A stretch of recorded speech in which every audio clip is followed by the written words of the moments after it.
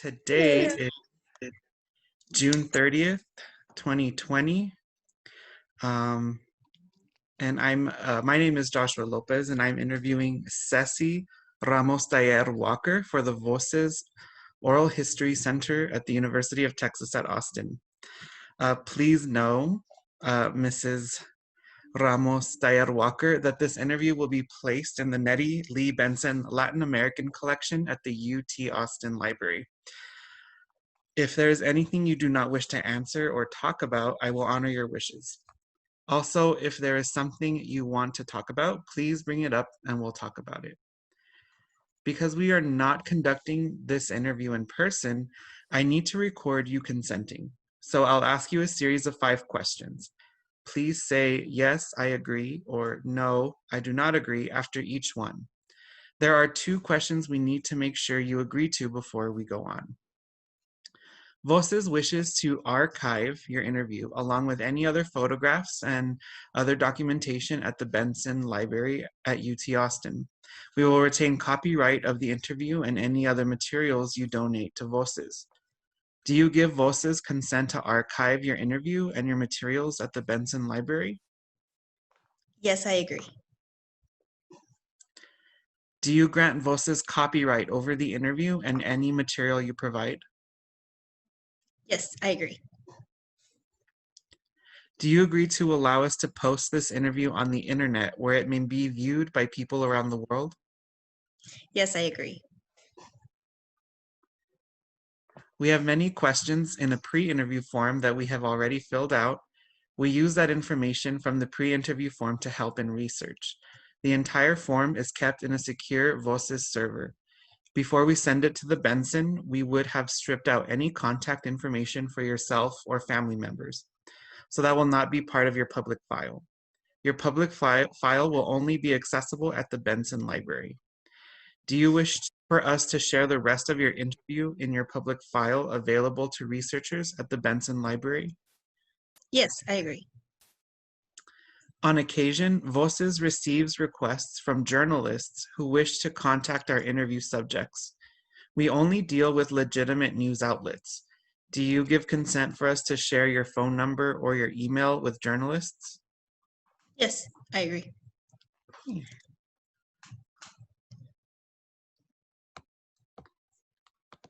All right, so that was the preamble. Thank you for agreeing to share your story with us. And so we'll get started. So if you could please tell me a little bit about yourself, just to get the interview started. Oh, how far do you want me to go? You can just tell us, about where you're from and where you live, what you do, family. Okay. Well, I was born in Juárez, in Ciudad Juárez, Mexico, in 1986. We moved to the United States with my parents in 1998. So I spent my formative elementary school years in Juárez.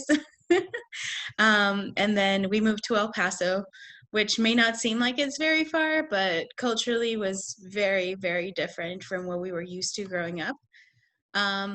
Then I started school here in El Paso, went to 7th and 8th grade, and then all of high school, graduated high school, attended UTEP for my undergraduate degree, which I got in English and American Literature.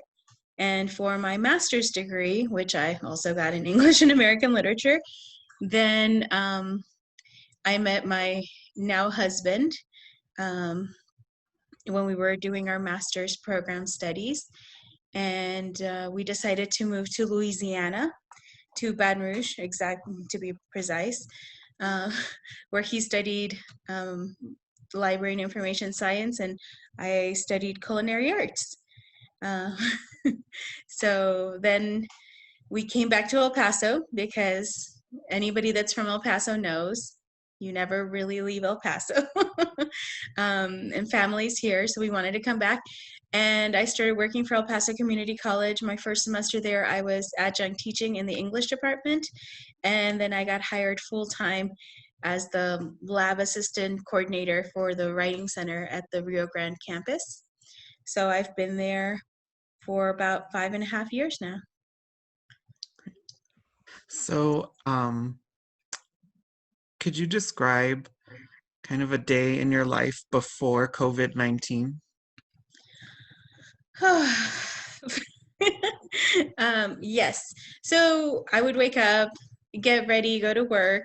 Usually at work, and this is one thing that we make fun of a lot with our digital transition, is the first thing we would do when we got to work is coffee and either burritos from downstairs at the burrito shop, or we would figure out where we were getting breakfast from, and we would eat.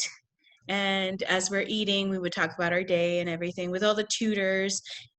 Then students would walk in and we would greet them and we would hold tutoring sessions for writing. And then we just kind of would talk about what we were going to have for lunch and talk about what we were going to make for dinner after lunch. And just throughout the day, constantly talking about food and eating. And in between that, camaraderie with all the tutors, we'd tutor students and help them out, do presentations for professors, just deal with day-to-day writing center business. But it was very food centered. So then I would get home, I would make dinner. I would have dinner with Ira and, just watch TV and go to sleep. Pretty much it. At the writing center, how often would you all eat together? Every day, 2-3 times a day. We have a running joke where students will make fun of us because all we do is talk about food while we're eating food. So students get angry because we make them hungry. um, all in jest, but students do kind of joke about how even when we're eating breakfast, we're talking about what we're going to have for lunch or for second breakfast or as a snack. So it's a big part of the culture, and that's one of the things that has been the hardest to deal with, having to be away from my workspace and that work area, and not seeing all of my coworkers on a day-to-day basis. We're also really known for our potlucks, which can be pretty epic and sometimes for no reason. But yeah, we're very much so food centered at the writing center at Rio Grande. Right. Hopefully we can return to that. But when did you first and how did you first learn about COVID-19?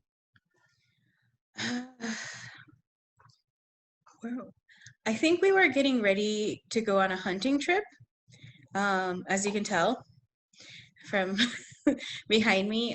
My husband is a hunter, and we were getting ready to go hunt spring turkey in Seymour, Texas. This was before spring break. So I guess we already had somewhat of a knowledge that there was a virus, but not that it was necessarily here. So we actually spent the first week or so completely isolated from all civilization. So I didn't hear much about it until we were coming back, and EPCC decided to postpone the opening or the returning of students until March 30th. So that's when, around early to mid-March is when we found out. And you read that information in an email from the school? Yeah, the school kept us updated. I believe it was like March, in the teens, before the 15th, 16th, before the 10th even, they sent an email saying, we're gonna go to a completely online format, and we're going to finish off the semester distance. No more face-to-face. We weren't allowed to go to campus anymore. And when we got back from the hunting trip, which was the third week in March, I had to run to campus to get my belongings, to get all the handouts, all of our resources so that I could have them handy for going through this digitalization process. Yeah, but we weren't given a lot of notice, like anybody. Mhm. So, yeah. Prior to your hunting trip, Uh, do you remember reading any like news stories or maybe posts on social media about COVID-19? Yeah, because it was when my friend Liz was coming into town and she was going to stay with us. And we were just kind of joking around, like, oh, just don't come in contact with people. Or she was cleaning out her refrigerator. And then she started to worry about how she going to fill her refrigerator when she started to see that people were going and like buying out everything in the stores. So I guess we did find out about it a little bit earlier. But again, it was something that hadn't hit the US just yet. So we weren't quite sure how we were going to handle it. And so what And were your, oh, I'm sorry. oh, I was just going to say, actually, I remember a little bit more. I had a friend who was traveling from Hong Kong. Her and her daughter, since December, were traveling to the United States. It was originally just going to be her, but then she managed to get her daughter a ticket. And that's how I remember like the first indications, but it was like, oh, it's so far away. It's in Hong Kong. Like, they're safer over here. And they weren't allowed to go home until May because they just couldn't get tickets, couldn't get tickets, couldn't get tickets. So it was kind of fun for her. She traveled all around the United States. So I remember finding out more updates from her, like trying to get out before it got big, and also trying to secure things like hand sanitizer and masks. So I guess even a little bit earlier. Like I said, I suppose we didn't really think about it as much because there hadn't been any cases in the United States reported. So Mm. yeah. And what was your initial reaction to the information about COVID-19? Um, I would like to think that I was very overly cautious. Like we have tried to be very cautious. We took it very seriously. We have people in our family that are autoimmunocompromised, that are going through treatments, that we can't risk them getting sick. Even with like a seasonal flu, we can't risk them getting sick. So when we first heard about this, I just wanted to make sure that people were okay. Like that my parents were okay, that my in-laws were okay, that my tutors were okay. Um, just pretty much that friends and family were okay. I don't know. Mm. Yeah, So your reaction was more of like concern over family and friends, um, definitely. and your coworkers. Yeah, like I did maybe even on the overly cautious side, but right away we started to take it very seriously. When it hit, I can't remember, but I remember New York was like the big light bulb for me, like, oh my gosh, it's in New York. I have family in New York. They have to be taking care of themselves and making sure that they were okay. And just like I said, maybe overly cautious, some would call it paranoid, but I just wanted to make sure that people that I knew were okay Mm. Mhm. because we know that this is serious. We know it's not a hoax and it's not a political creation. It's a disease that has taken a lot of lives. So even back then, I remember hearing um, from Italy, because I think Italy was the first one that got hit really, really hard with lots and lots of deaths. And remember seeing videos on Facebook and Instagram about people from Italy kind of pleading with other countries to stay at home. And so we took that advice and we've stayed home and we've tried to do our best. Mhm. So yeah, so overly cautious and just very concerned for everybody. Mm. So how has COVID-19 impacted you in your everyday life? Well, work being entirely online has been an interesting experience. It's very isolating. Um,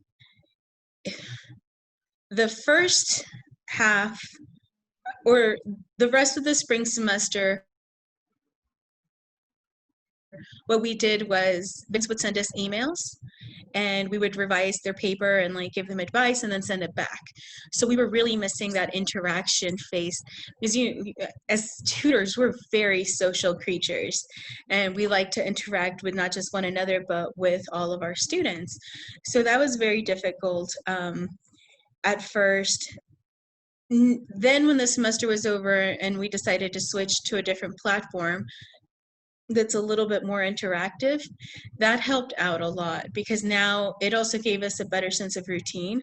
I get up, I have to be logged onto the chat room at 8 o'clock and I sign off at 4 o'clock and I get to talk to all my tutors and we get to interact with students and sometimes listen to them and it's more interactive. So that's been helpful, but it's changed it drastically. I mean, from not commuting to being at home, just completely isolated and not eating. I mean, I've lost what I did the math earlier, 25 pounds since this began because I'm not at work eating breakfast and second breakfast and lunchies and 11Zs and snacks.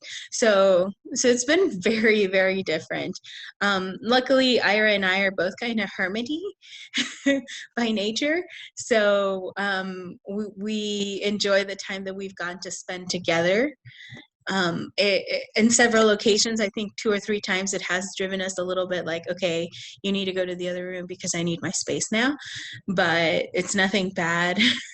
So it's impacted it definitely, that we feel isolated and lonely. And like I said, Ira and I kind of like that, but I'm more social and I still miss having those interactions with my tutors and students and faculty and other staff members and just that collaboration. So it's definitely been very isolating. Hmm. And so for the students that you served, do you have students who regularly come to the Writing Center that you're more familiar with than others who maybe come once or twice? Yes, especially with the new system, we've gotten to know our regulars. So we have students that come in one time, ask a question, we answer they see how the system works. It's like a chat room or almost like a Zoom meeting where we can pull up the student's paper and read it with them or they read it to us. So it brings back that personalization and that tutoring one-on-one-ness that we were missing. And students see this, they like it, and they come back and they come back and they come back. So that's very nice. So how would you describe the level of, like, I guess, social interacting between like pre-COVID-19 and now? Like, would you say it's still the same or it's a little different, and how? I'm going to say it's a little different. Like I said, the first part of work, so the spring semester, was very isolating because all we would do was chat through the phone. And so that kind of wears on you. People don't really call, and we manage 14 tutors. So there's 16 of us. So it's really hard to keep up in a chat conversation or etc. But now that we have this new platform that's more interactive, it's nicer because it feels like we're all in a room together, even though we're all in different parts of El Paso.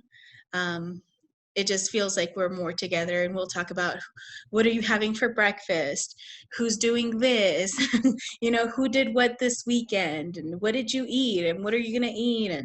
And so it brings back that sense of a community, just to be able to interact with people. Although, and today I brought this up to the tutors, I just, asking them, how are you guys doing with this? Is it becoming overwhelming? Are you guys burning out? And overwhelmingly, the response was that they're not burning out, but they do still miss that face-to-face interaction. They miss sitting at our big table and, breaking bread and talking together and helping students, where you can see a student and say, I don't think you're understanding it. Let's break it down. And they're like, yeah, can you explain it to me in a different way? So we're missing that. However, I think things have gotten better, and it has a lot to do with the technology and the resources that we've been given. So I don't know how we would have done this, I don't know, 30 years ago. That would be crazy. Excuse me. So have you received any comments like that from students? You were mentioning that your tutors, they like miss the conviviality of working together.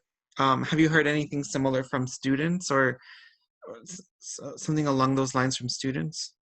Yeah, from we have a big class of students that we help a lot, and there are nursing students, there are health science students. And at the end of the semester, or at the end of their last semester, they have to write a paper. And a lot of them have a lot of anxiety about writing a paper since they haven't written in a very long time. So the spring semester, they were all told your class is going to be entirely online. You still have to meet all the requirements that all the previous classes have met. So I got a lot of talk from them. And then being in the healthcare profession, they didn't know how they were going to do clinicals. They didn't know, if they were going to be able to graduate because they can't do clinicals. They didn't really like the format that the class was put in because the nursing instructor, unfortunately, is a lot older and not as tech savvy. So they just uploaded all the information without giving actual lectures. So for them, I would offer Zoom meetings, and I created a library guide where they could go and look at videos of me breaking down the paper. And, I would respond to their emails. And I got a sense from them that they did not like the distance learning because it was not done properly. They liked what we were doing, which was being very interactive, and they would come back. I mean, I had students that I met with in over a 4-week period, maybe 6 or 7 times for one student. So we would develop that sense of friendship and camaraderie. And they miss that a lot too, especially our nursing students. In the 5.5 years that I've been there, they are the most social creatures. Never will you see a nursing student walk in alone. They always walk in groups. So they really, really missed that sense of community that you get by just sharing a space. But we tried to recreate that for them a little bit online. I even joined their Facebook group. So that helped out a lot. But yeah, I know that they were feeling not just the anxiety of what was happening with COVID and what was happening with the healthcare system, but also having to finish school and then feeling just kind of alone and lost. Mm. You had mentioned creating resources for the nursing students. What kind of resources did you make, and how much work went into that? A lot of work. So I'm not the most technologically savvy person, but every semester I would give these nursing students an orientation. And we were basically told that I can't join their course because of some mumbo jumbo, which I know is not true, whatever. I think the people that were transitioning everything online just didn't want to be overwhelmed by the questions I was asking them. So they were like, no, you can't do this. So I reached out to our librarians, and luckily have a good connection there. And so Kristen, our librarian at RG, let me open up library guides. So what I did is I created some handouts, and I uploaded the rest of our handouts that we've created for that class in a library guide. And then instead of having an orientation like we typically traditionally would, I created a series of like 14 videos breaking it down, where it was basically like a screencast session. I would explain what was happening in the paper, like how to do your introduction, how to formulate a thesis sentence, what topic sentences are and how important, how to organize it, your pros and cons. And I just broke that down into sections, into videos for the students. And I thought it was very important for them to be able to hear my voice. I'm not crazy about them seeing my face, but definitely about them hearing my voice, because then that made them feel like, oh, there's a person reason behind this. This isn't just a computer. This isn't just random. So I even did like a little greeting video explaining to them how to use the LibGuide and what order to watch the videos in. And I got feedback from the nursing students, and it was very positive. They felt kind of a human connection because of that. So yeah, it took a long time to do though, because again, I'm not the most technologically savvy person. And at the time I didn't even have my own computer before COVID. So I was using Iris computer, and I found out it was touchscreen, which was great because then I could write all over the screen. And I also found out how to create a YouTube channel, how to upload YouTube videos, and disable comments. And so yeah, it took, I want to say, a good probably 48 hours straight. So the week that we got back from spring break, everybody's like, yeah, relaxing. And I'm over here making videos and uploading handouts and creating handouts so that the nursing students could have the resources that all of our other nursing students have had the benefit of. So I think you had mentioned earlier that the college that you work for, it has other campuses. Like you mentioned, you work at yes. Rio Grande campus. How many campuses are in your college, or your Oh my college gosh. is?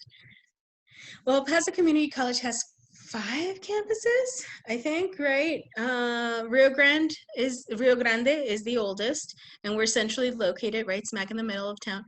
Valle Verde is the biggest by far, and they're a little bit more like east central. And then Mission is a baby campus. They're far, far east side. They're like next to, oh my gosh, like fields. That's where we go duck hunting. That's how far they are.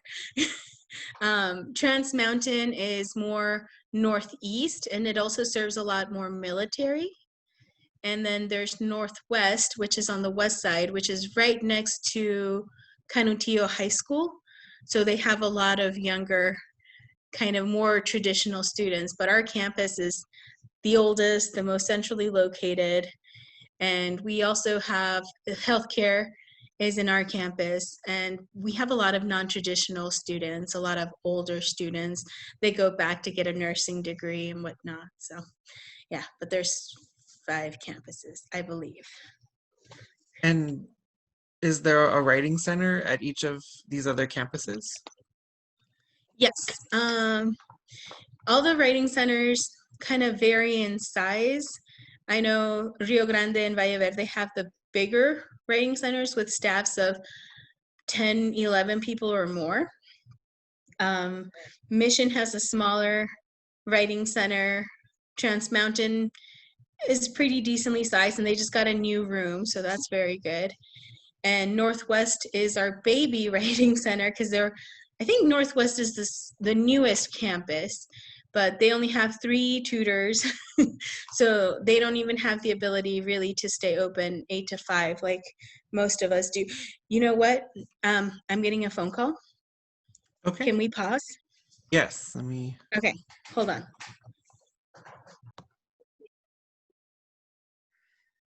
So we left off talking about the campuses, and you were explaining the 5 different campuses for El Paso Community College. And I had asked if there were writing centers, and you were describing like the size and everything of the writing centers. And so my next question is, how much support did you get from the other writing centers? So go ahead, finish your question. Ceci, are you working on Monday? Okay. 10? Yes, it's good. Sorry. It's okay. It's okay.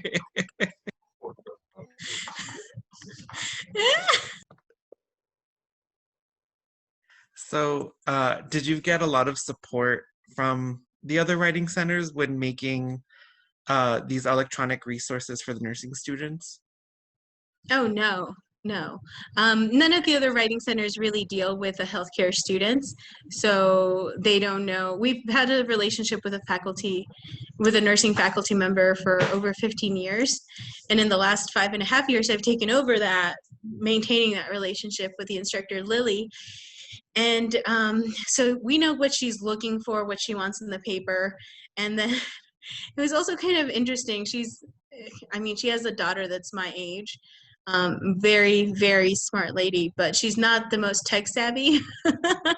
And so she struggled a lot, and I would get phone calls from her. I got a couple of phone calls from her on the verge of tears, like, I can't do this. I don't understand what Blackboard is. Somebody else had to put all her information up on Blackboard for her. So she really didn't even have any control over that. So she would call me and I'd reassure her, things are okay. I'm talking to your students. They're fine. But as far as the other writing centers, helping out with that, not so much. We did, however, before the week after spring break, when things were being shifted online, we had a meeting with all the other writing centers, and we decided to collaborate so that it wasn't 5 individual writing centers. It was one writing center where all students could submit their essays to, and then we would divide them up between the 5 writing centers. And that's how we were able to help in the spring semester. And then we took that a step further in the summer by taking over the same software that distance learning uses. So the RG Writing Center kind of spearheaded that. And now we're also collaborating in creating a centralized resource page for all of our other students. So for English, for history, for MLA, APA, now we're working on a website that has all of those resources put together so that they can be found in one place versus 20 different library guides created by instructors, or RG having something different than VV. We're working on just creating one resource materials webpage for all of us. So that's been fun. Yeah, but it's been good to collaborate, and it's actually been a lot of fun to collaborate with the different campuses and being kind of in charge of it. My coworker Frank and I went from supervising our 14 tutors to supervising 41 tutors, which has been interesting, challenging, but I think it's really brought a sense of community with other tutors, especially with some that feel more isolated than others. Like, we've formed some strong bonds, mainly talking about music and food and waiting for students to walk in, but definitely important that we've been able to develop those relationships with other tutors across all campuses. Great. So other than technological obstacles, did you have any other obstacles that like COVID-19 kind of brought to the fore when transitioning online and everything for you and the tutors in the writing center? No, I think we've all been trained very well in our school, in our studies and everything, where I feel that we were very competent in this online transition. And I've talked to people from other labs, like the English as a second language lab or the business lab at our campus, and they're not doing the same things we're doing. And I really do give credit to my education at UTEP, getting my master's degree. I think they were really at the forefront of this online learning. Like, we were doing hybrid classes before people knew what hybrid classes were. 11 years ago, it was kind of unheard of, but we were already using, these sources like Blackboard and Moodle, Canva. So I think luckily the tutors, at least at RG, have had a very smooth transition. I believe we're also very democratic because we talk to them and we explain to them, like, hey, these are our options. You guys need to vote on this, and whatever the majority feels comfortable with, that's what we're going to go with. So we try to be kind of diplomatic in that way. And I feel that helped, especially with the second transition where we're in chat rooms now. because I feel like some tutors were not given the option, and it showed a lot in their attitude for the first few weeks. Like they did not want to be there, they did not want to be doing this, and so I think having a good attitude and having the knowledge was really what helped us out. I don't think we had any other obstacles other than not everybody has the same type of, like I said, I didn't even have a laptop before this started. I had never owned a laptop. So other than those technological hiccups, and yeah, I think we've transitioned pretty well to an all online distance learning style. Cool. So, how has COVID-19 impacted your family? Oh, well, that's a little bit harder. My father-in-law is going through chemo treatments. So immediately we had to be like, we need to be careful. So we didn't see him for maybe 6 weeks, which was really hard. I mean, we're in an everybody loves Raymond situation. We live a few blocks from them, and we do that because we love them and we want to be close to family. We're very family oriented. So that has been probably one of the hardest things. Also, not seeing my sister and my nieces and nephew has been very hard. My parents handled it a little bit better. They were like, no, we're self-isolating. Nobody come see us. But we keep in touch like we do every day. We call, text messages, whatever.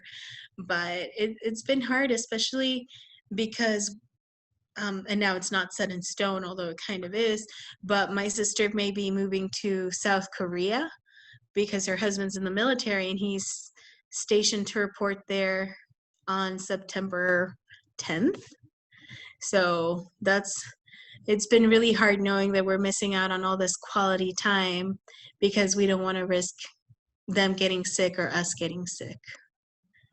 So that's been pretty hard. Mm. And are there other family or friends that you interact with, or that you've been interacting with during this time? Yeah, we had one of Ira's like best friends had stayed with us for a while, and it's the guy we went hunting with, his buddy. So as soon as we came back, we kind of isolated the house had him isolate here for 2 weeks. But then his job picked back up, and he's a swimming coach. So we were like, yeah, you've got to go to your own place now because you can't be interacting with that many people and bring something here. And then we're interacting now with my in-laws. We finally have gotten to the place where we can see my in-laws and we're hanging out with them, and same thing with my parents, because we're completely isolated. Like my in-laws don't go out grocery shopping, they don't go out at all, so we can go up to their house and they can come down to our house. And it's the same thing with us. I mean, Ira ran some errands today, but that's the first time he's run errands in maybe 2.5 months. So we get groceries delivered. We don't go out at all. So it's been hard. I think that's been the hardest part, is being isolated from family. Mm-hmm. For sure. So Mm-hmm. yeah. But Although being like that, you're physically isolated, are there any things that you all have done virtually to stay in touch? yeah, we did a couple of Zoom meetings, like when this first started, and my niece Julie was still in school. We taught her how to like do a Zoom meeting, and so my grandparents, my parents were on there. My sister, the kids, even my brother who lives in Arizona, we were all on there, which is kind of fun because we never really do that. And we've done a lot more video chats with a big group of cousins. And that's more extended family, but we have a lot of cousins, and we usually every Memorial Day, we have a big family reunion. It's called the Carrasqueada because the last name is Carrasco. This has been going on for I think this would have been our 27th year doing it, and unfortunately it got canceled. So instead of being able to go, it was always at Album Park, and then it was at Memorial Park, and now it was at Sunrise Park. We would rent out the kiosk on Memorial Day. Everybody gets dressed up in the shirts belonging to their last name, so we're like the red people, and you have green and you have blue and yellow and burgundy. It's almost like a cult, but there's a lot of us and we're all very close together. So we've been doing Zoom meetings with all of the cousins and Facebook video chats. We've had some joys and some sadness. We had a new baby being born, so they videoed all of us. And my grandpa turned 93, so all the grandkids got to talk to him on his birthday, so that was really special. But we also, just last week, one of the great aunts, my grandmother's sister-in-law, passed away. And they did the funeral kind of through Zoom also. So it's been comforting to have this technology. Like I said, I don't know how we would be able to cope with this if I couldn't just, Instagram my cousin who's in New York and ask him, hey, are you okay? Because we are a pretty close extended family. So, yeah. So what kinds of concerns or questions about healthcare have emerged as a result of COVID? What do you mean? What kind of questions? So, for example, like how is it changing the way you're doing healthcare? It's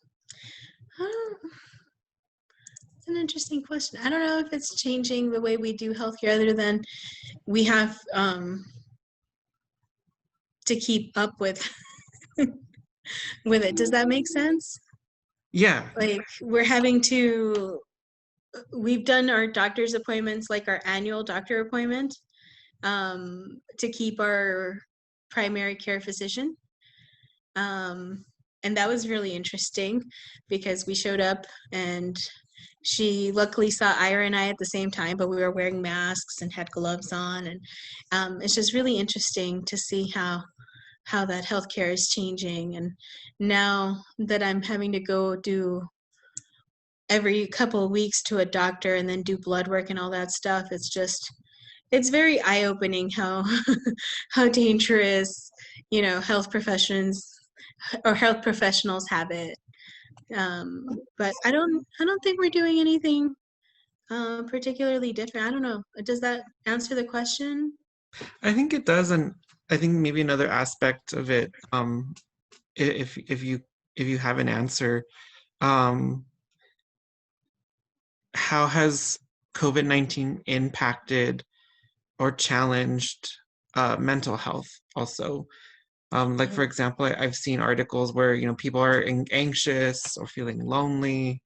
And so there's a lot of like guides and people writing short articles or reflections to help people through this time with anxiety, for example. Yeah, so in that sense, and like I said, even today I was talking to my tutors, and I'm very aware of the emotional toll that tutoring takes. And then you add this aspect of the anxiety that our students were bringing with them, especially during the spring semester when everything was so new and so unknown. So I try to make sure to always keep in touch with my tutors, asking them how they're doing mentally, if they need to take a day, if they need some space, and kind of providing some resources for them. But for us, like I said, I don't think it's been a couple of instances where we have been overwhelmed and where we've gotten to the point where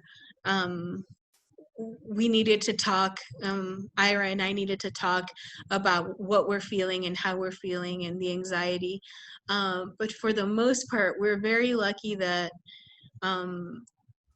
this is kind of our lifestyle. So we don't mind the isolation as much. Like I said, family, not being able to see them really got to us for a while. But just always being very mindful of one another. Like if I see that Ira's kind of quiet or kind of sad, I mean, just talking it out, like what's making you sad, what's giving you anxiety. And he does the same if he sees me, kind of get quiet and just very anxious, and we'll talk, but that's mainly it. Trying to take care of each other, and then trying to take care of the tutors, and also I think my family's handling it a lot better. So yeah, but we've had some instances with tutors that they've just faced hardship after hardship, and so making sure that they're doing okay. That's pretty much it. Have there been any like specific events or anything that have brought about that anxiety, either with you or your family members or the tutors? Well, with the tutors, we had a tutor whose whole family tested positive and whose grandmother passed away from COVID.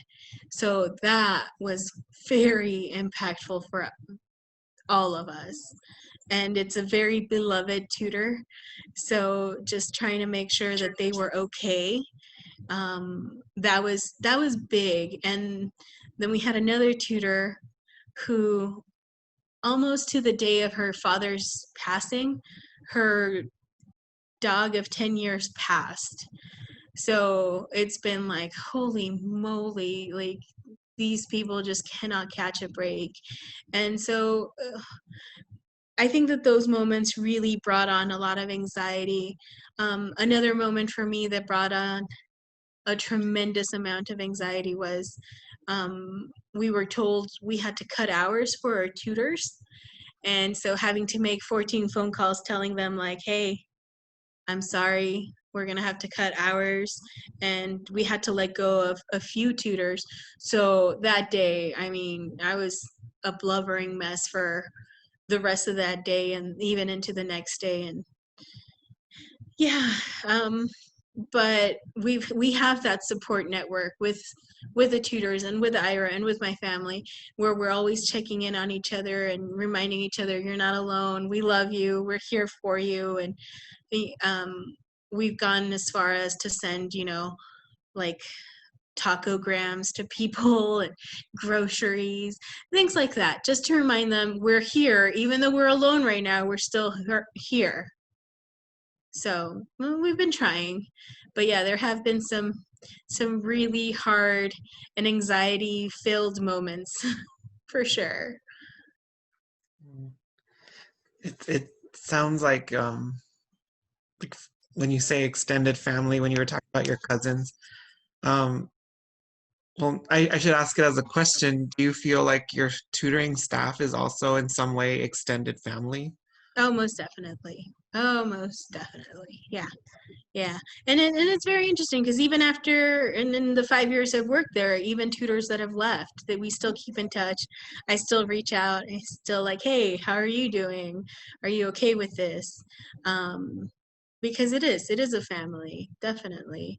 And that's the thing that our little tutors miss the most, is we're always there for one another. We celebrate victories and we mourn losses together.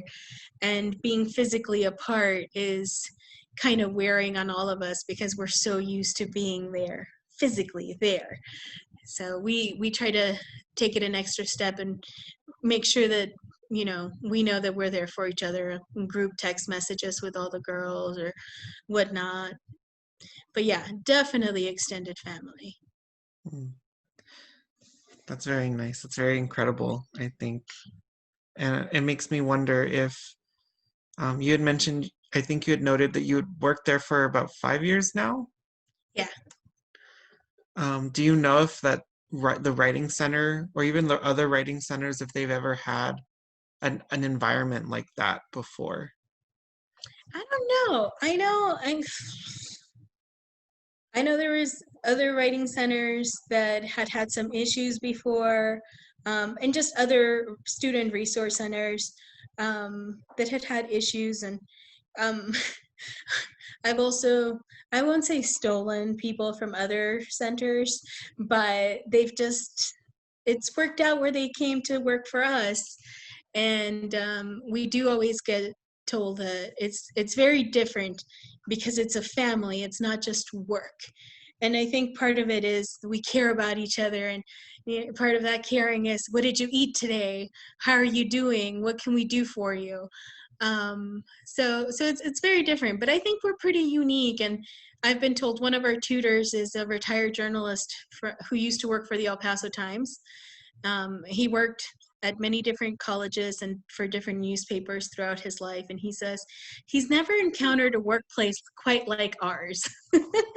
Because it is. And even students kind of become part of that family, and you become really invested in not just their lives, but their success as students.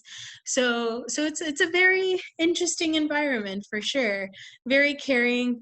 I think my motto is, always be kinder than necessary, because you never know what people are going through. And tutoring is such a stressful environment to begin with. People are coming in, they're vulnerable, they want to improve, and we try to keep it a judgment free and a safe space for everybody. But yeah, we've been told it's a very unique, we're a motley crew of tutors for sure. But I think it makes for a better tutoring center. It makes for happy tutors, and happy tutors make for happy students. And like I said, and it's great to even see students succeed afterwards. I've had several students who have gone above and beyond, who have gotten scholarships, who have transferred, who have graduated, who have gotten jobs, and they come back and visit. And so it's a fun environment. I love it. I love what I do. Very nice. Yeah. Very nice. Well, kudos to you. I think that that's a really great thing that you've created such an environment. Hey, it's not that hard. People you work with are great, so makes it easy. But no, and I will say I've worked at other places too, and it is a strange little family. I mean, sometimes maybe we're too much into people's businesses, but we just care. So, So, how, if at all, have the current social movements like Pride and Black Lives Matter, um, how have those in conjunction with COVID-19 impacted your daily life? this sounds really odd, but I feel like first I had a sense of hopelessness about everything. And then because we have this oversaturation of news and media right at our palm, every day you would see videos, and you would see, another person of color, another Black person getting killed for no reason. And so after a while, that does kind of start to wear on you. So for me, the protests were kind of a beacon of light. Like, people care, and people are still wanting to go out there and risk everything, including their lives, to go fight for what is right. And same thing with Pride. And then I was reading something the other day about how just how, even though we've had all these protest rallies during Pride Month, you don't see members of the community saying like, no, this is our month, like this is for us. Instead, you've seen the opposite. You've seen, like, all Black lives matter, Black trans lives matter. Like, you've just seen this kind of awakening. So for me, it's been more hopeful than detriment. Like, I don't know if that makes sense, but it's given me some hope for when we come out of this, that maybe we are slowly working for a better future. And even though there's still people that are garbage out there, the people that are not garbage are getting louder, and they're getting fed up. And so that's given me some hope. And granted, then you had, the police reacting horribly to the protests and riots and stuff like that. But I think overall the sense is, we are in this together. We know that there are problems, and we want to change them. So that's been somewhat helpful for my mental health. Hmm. Hmm. Have you participated in any of the protests? No, because of my current situation and my in-laws and everything. Like, I'm under strict quarantine, so not allowed to go do anything. We've donated some money, but that's all we can do for right now, unfortunately. And as Texas starts to reopen, or has been reopening, and at this moment it's kind of been paused again. But what are your perspectives on going out and the way people are reacting to it? I just think because you can do something, maybe not necessarily is that you should do something. We have gotten some takeout food and things like that, but going out and sitting in a dining establishment, I don't think we should be doing. I think we should be more cautious. And it's not just about like, oh, if I go out, I could get sick. No, you need to think about the people that you're putting through this. Like, is cutting my hair really worth risking that hairstylist's life? No, I don't think so. I can live with long, horrible hair for a few more months. So I think we need to become more centered as a community versus as individuals. I don't think that it's a great idea to reopen. And even when things were opening back up, we weren't running out to go anywhere. We've been, like I said, I think we got Kiki's one day, and that was the most adventurous thing we've done. So, and we got the curbside pickup, with the gloves and the mask and disinfectant and everything.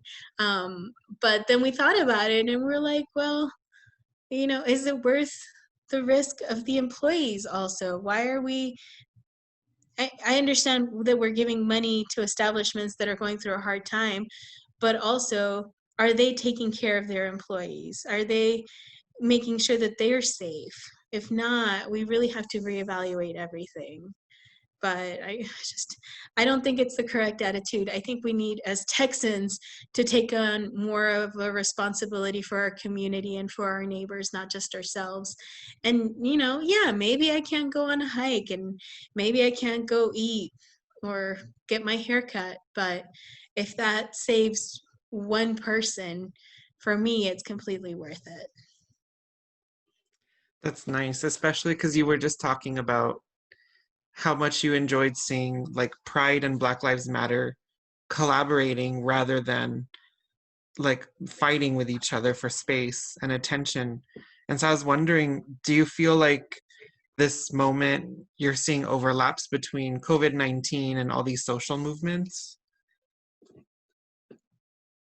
What do you mean overlaps? Like I guess like the lessons of COVID-19, like what it Oh, definitely. And I feel like it's the right lesson. Again, it's not just me, but it's everyone around me. It's this whole community.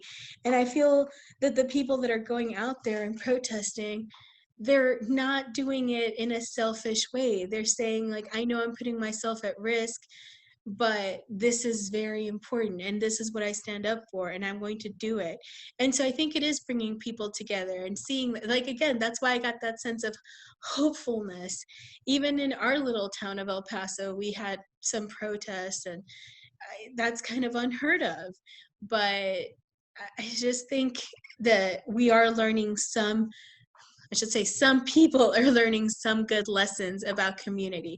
You also have, kind of other sides that are crying because they can't go get their haircuts or go to strip clubs, which is just horrifying. Like, I can't imagine being so self-centered and so focused on just me that I put other people at risk for something as dumb as a haircut.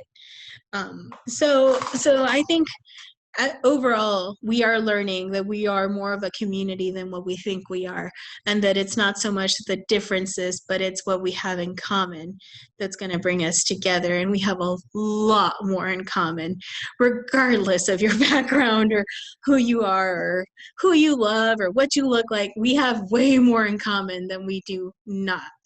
So I think that those are nice things that have come out of it, even though right now they look ugly and they look like protests and they look like people are trying to incite riots. And it's just, but I think we are learning some things about taking care of each other. And I've seen a lot of groups be more proactive when it comes to caring about society and not just individuals. Yes.